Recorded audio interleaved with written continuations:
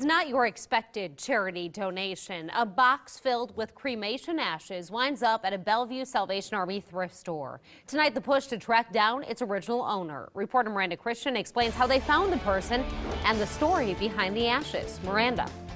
The people who found this box full of ashes hoped that media coverage would help find the original owner. And while I was working on the story today, we learned that the owner had been found. Marlene Moore found quite the surprise inside a box she bought at the Salvation Army thrift store. First, I spotted this box and grabbed it and everything, and then I seen this one on the shelf and I picked it up and I was like, oh, that's a heavy box. A heavy box with something very special inside. Ashes. It's human ashes. The only clue was the name Anderson, written in a smudge you can't read. And the only name that you can see on there is right here, and it's in pencil, so it's been, kind of rubbed off and everything. Moore and Philip Walter were determined to find the owner of this box. I would really love to find him because, I know if it was one of my loved ones, I would definitely want to find him and get him back. Fast forward a couple hours.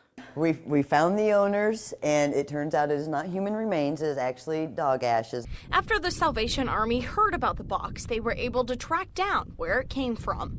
The original owner lives in Florida and had left his dog's ashes behind in a storage locker.